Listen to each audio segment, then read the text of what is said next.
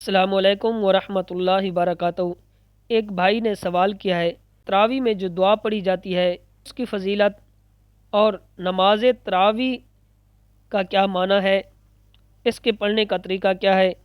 اس کو نہ پڑھنے پر کیا گناہ ملتا ہے، اور اس کی رکعتیں کتنی ہیں، اور اس میں جو 4 رکعت کے بعد بیٹھ کر دعا پڑھی جاتی ہے وہ اس کے بارے میں رہنمائی فرمائیں۔ تو سب سے پہلے نماز تراویح جو ہے، تراویح کا معنی ہے آرام کرنا، بار بار بیٹھنا،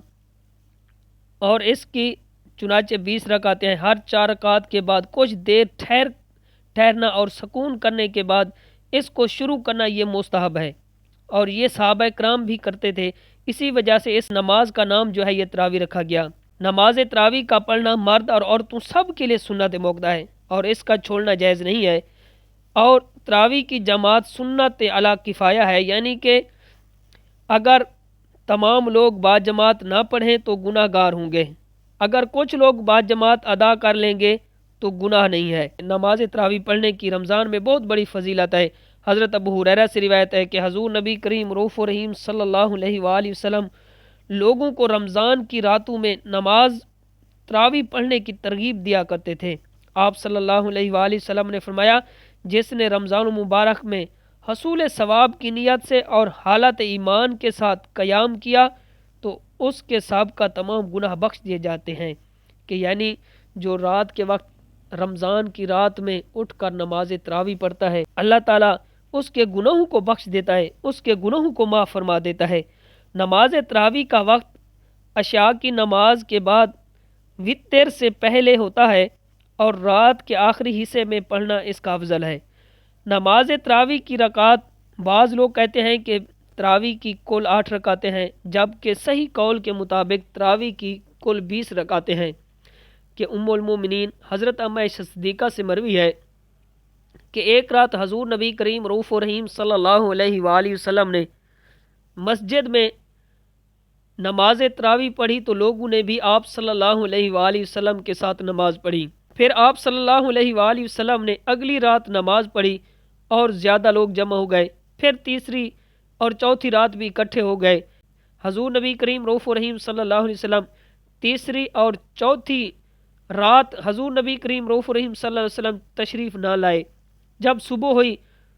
تو صحابہ کرام نے حضور نبی کریم رؤوف رحیم صلی اللہ علیہ وسلم کی بارگاہ میں عرض کی، یا رسول اللہ، رات آپ نے نماز تراویح نہیں پڑھائی۔ تو حضور نے فرمایا کہ میں اس اندیشے کی وجہ سے نہیں آیا، اس اندیشے نے مجھے روک دیا کہ یہ تم پر فرض نہ کر دی جائے، کہ اللہ تعالیٰ کی طرف سے تم پر یہ فرض نہ ہو جائے۔ تو یہ واقعہ جو آیا یہ رمضان المبارک میں پیش آیا۔ اسی طرح کہ حضرت عائشہ صدیقہ کی روایت میں ان الفاظ کا اضافہ کیا گیا، حضور نبی کریم رؤوف رحیم صلی اللہ علیہ وسلم یعنی تراویح کی ترغیب دیا کرتے تھے، لیکن حکم نہیں فرماتے تھے۔ چنانچہ ترغیب کے لیے فرماتے تھے، جو شخص رمضان المبارک میں ایمان اور ثواب کی نیت کے ساتھ قیام کرتا ہے تو اس کے سابقہ گناہ بخش دیے جاتے ہیں۔ پھر حضور نبی کریم رؤوف رحیم صلی اللہ علیہ وآلہ وسلم کے وصال مبارک تک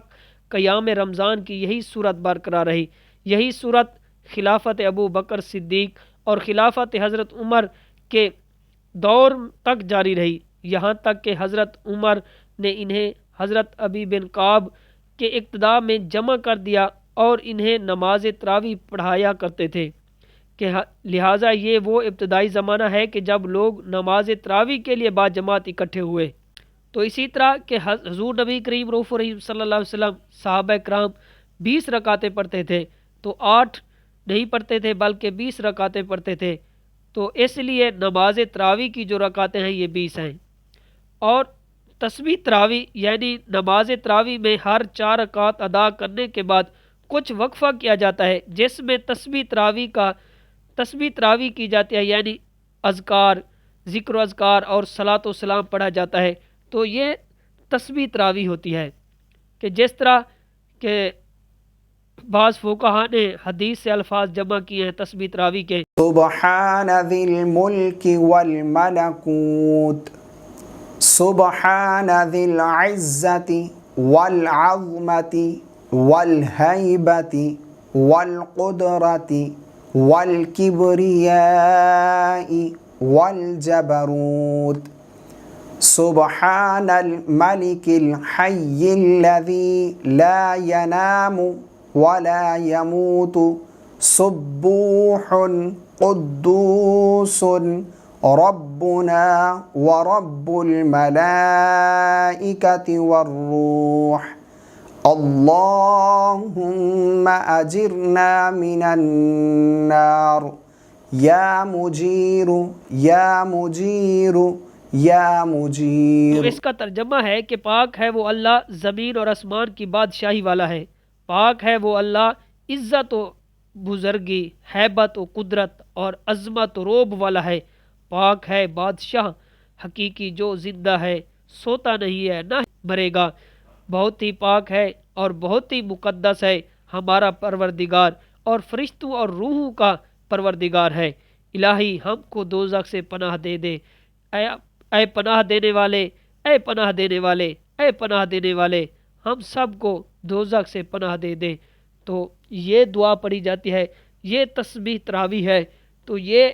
انسان جو پڑھتا ہے تو اللہ تعالیٰ اس پر رحمت نازل فرماتا ہے، اور جو آدمی ماہ رمضان میں قیام کرتا ہے اللہ تعالیٰ اس کے گناہوں کو معاف کر دیتا ہے۔ Subscribe to Mufti Akmal Mujahid online and press the bell icon for more videos.